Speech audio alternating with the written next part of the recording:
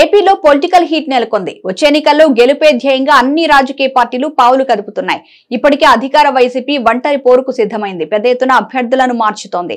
మరోవైపు జగన్ ను ఎలాగైనా కట్టడి చేయాలని టీడీపీ, జనసేన జతకట్టాయి. బీజేపీ తమ వెంట వస్తే తాము అనుకున్నది సాధించగలమని భావిస్తున్నాయి. ఈ వారంలోనే బీజేపీ నుంచి సానుకూల ప్రకటన వస్తుందని అంచనా వేస్తున్నాయి.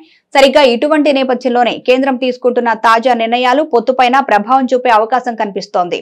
దీంతో బీజేపీతో కలిసి నడవడంపై చంద్రబాబు, పవన్ ఎలాంటి నిర్ణయం తీసుకుంటారోనని కామెంట్స్ వినిపిస్తున్నాయి. గత కొద్ది సంవత్సరాలుగా విశాఖ స్టీల్ ప్లాంట్ ప్రైవేటీకరణ వివాదం కొనసాగుతున్న సంగతి తెలిసిందే.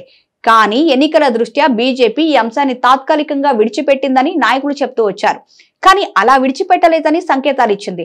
స్టీల్ ప్లాంట్ కార్మికుల విషయంలో కీలక నిర్ణయం తీసుకుంది. దీంతో బీజేపీతో పొత్తు పెట్టుకోవాలి అన్న చంద్రబాబు, పవన్ల ఆలోచనకు, సమర్థతకు ఇప్పుడు పెద్ద పరీక్ష ఎదురుకానుంది. వారు పునరాలోచనలో పడక తప్పదని తెలుస్తోంది. ఇటీవల స్టీల్ ప్లాంట్ బోర్డు కీలక నిర్ణయం తీసుకుంది. కొద్ది రోజుల కిందట బోర్డు ప్రత్యేకంగా సమావేశమైంది. ప్లాంట్లు ఉద్యోగుల సంఖ్యను తగ్గించడానికి నిర్ణయించింది. కనీసం 1500 మందిని వివిధ కారణాలు చూపుతూ బయటకు పంపాలని డిసైడ్ అయింది. ఫిబ్రవరి 2లోగా అమలుకు విధి విధానాలు రూపొందించాలని ఆదేశించింది. ఆ తర్వాత జరిగే బోర్డు సమావేశం నాటికి అమలు చేయాలని తీర్మానించింది. దీనిపై కార్మిక సంఘాలు భగ్గుమంటున్నాయి. ఎలాంటి ఆర్థిక ప్రయోజనాలు కల్పించకుండా కార్మికులను బయట గెంటివేయాలన్న ప్రయత్నాలను కార్మిక సంఘాలు తప్పుపడుతున్నాయి. కానీ స్టీల్ ప్లాంట్ బోర్డు మాత్రం ఇవేవి పట్టించుకోవడం లేదు.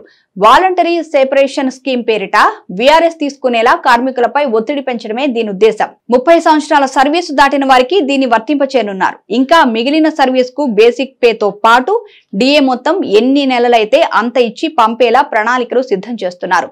దీని ద్వారా వెళ్లిపోయే ఉద్యోగికి పని చేయకుండానే మిగిలిన సర్వీస్ కు కొంత మొత్తం చేతికొస్తుంది. ఇది ఉభయులకు లాభదాయకం కాబట్టి ఉద్యోగ వర్గాల నుంచి పెద్దగా వ్యతిరేకత వ్యక్తం కావడం లేదు. 2021లోనూ ఇదే తరహా ప్రయత్నం చేశారు. అయితే గతం మాదిరిగా వీఆర్ఎస్ కాకుండా వాలంటరీ సెపరేషన్ స్కీమ్ తీసుకురావాలని నిర్ణయించడం విశేషం.